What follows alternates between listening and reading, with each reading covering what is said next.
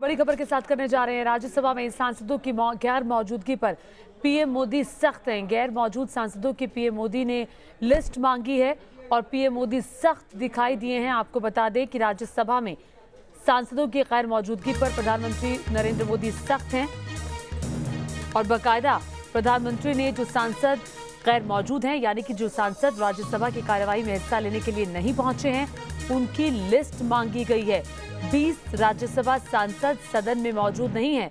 राज्यसभा में बीजेपी सांसदों की गैर मौजूदगी पर पीएम मोदी काफी सख्त दिखाई दे रहे हैं और बाकायदा उन्होंने लिस्ट मांगी है उन 20 सांसदों की, उन 20 बीजेपी सांसदों की जिन्होंने राज्यसभा की कार्यवाही में हिस्सा नहीं लिया। आपको बता दें कि मॉनसून सत्र चल रहा है।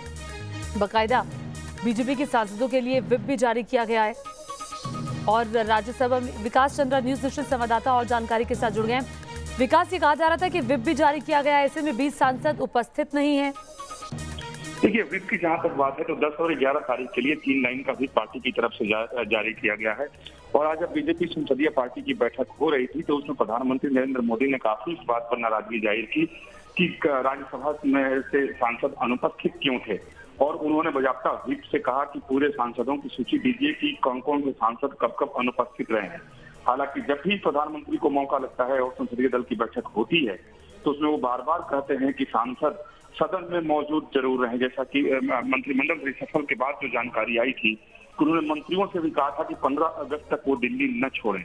तो प्रधानमंत्री चाहते हैं कि सारे जो सदस्य हैं वो सदन में मौजूद रहें, क्योंकि विपक्ष का हंगामा चल रहा होता है, तमाम विधायी कार्य कराने पड़ते हैं। तो ऐसी नौबत ना आए कि जब कोई विधायी कार्य कराना हो और पार्टी की संख्या ही सदन के अंदर न हो।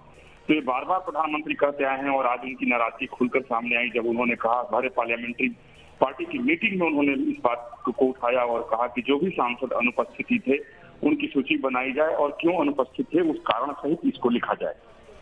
जी ठीक है, ठीक है, बहुत शुक्रिया इस तमाम जानकारी के लिए विकास चंद्रा बताते हुए कि प्रधानमंत्री ने अपनी नाराजगी जाहिर की और नाराजगी जाहिर करते हुए संसदीय दल की बैठक में कहा कि मुझे आप लिस्ट दीजिए, क्योंकि बार बार मैं कहता हूं कि कोई भी विधायी काम करना है उसमें दिक्कत ना आए। अगर सांसद मौजूद नहीं रहेंगे तो फिर दिक्कत आएगी।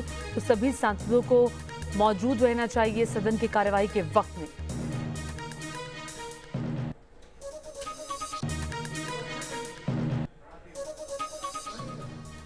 और इस वक्त एक और बड़ी खबर आ रही है। लोकसभा स्पीकर ने नाराजगी जताई है विपक्ष के रवैये से। स्पीकर नाराज हैं। आपको बता दें, ओबीसी बिल पर विपक्ष चर्चा के लिए तैयार, तो फिर आखिर हंगामा क्यों कर रहा है?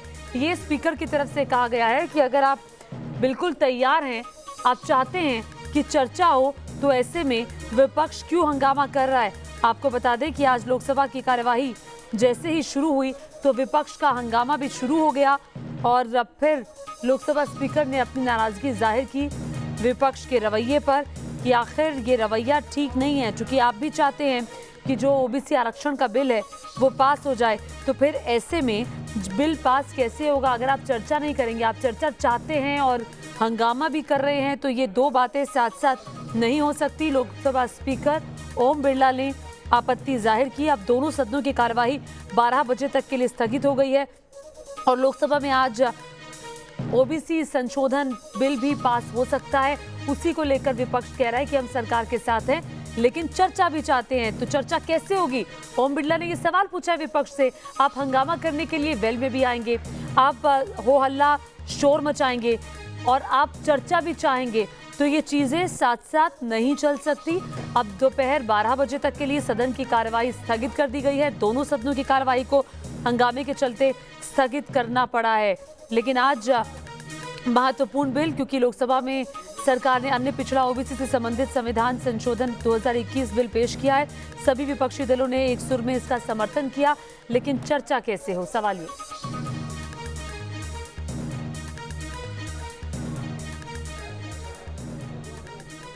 और एक और बड़ी खबर आ रही है। कैप्टन अमरिंदर सिंह दिल्ली पहुंचे हैं, सोनिया गांधी से मुलाकात करेंगे। प्रशांत किशोर कैप्टन से मिलने के लिए पहुंचे हैं। इस बीच ये खबर आ रही है कि प्रशांत किशोर कैप्टन से मिलने के लिए पहुंचे हैं। आपको बता दें कि नवजोत सिंह सिद्धू के पंजाब कांग्रेस का अध्यक्ष पद संभालने के बाद अमरिंदर सिंह का ये पहला दौरा है और इस दौरे में सिद्धू सोनिया गांधी से मुलाकात करने वाले हैं।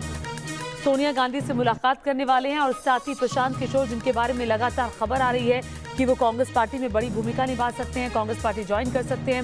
प्रशांत किशोर राजनीतिक सलाहकार भी कैप्टन अमरिंदर सिंह के रहे हैं। अभी हाल ही में उन्होंने इस्तीफा भी दिया था। अभी प्रशांत किशोर कहा जा रहा है कि कैप्टन अमरिंदर सिंह से मिलने के लिए पहुंचे हुए हैं और कैप्टन अभी दिल्ली में है, सोनिया गांधी से मुलाकात भी करेंगे। रवि सिसोदिया न्यूज नेशन संवाददाता और जानकारी के साथ जुड़ गए हैं। रवि जरा बताइए, मुलाकात का मकसद क्या है? बिल्कुल, देखिए कैप्टन अमरिंदर सिंह करीब आधे घंटे पहले दिल्ली आवास पहुंचे और उनके आने के करीब 5 मिनट के बाद पहुंचे हैं प्रशांत किशोर, जो कि पहले उनके राजनीतिक सलाहकार भी थे, पॉलिटिकल एडवाइजर भी थे। हालांकि कुछ दिनों पहले उन्होंने इस्तीफा दिया था। ऐसी अटकलें लगाई जा रही थी कि प्रशांत किशोर को कांग्रेस के अंदर कोई अहम जिम्मेदारी दी जा सकती है।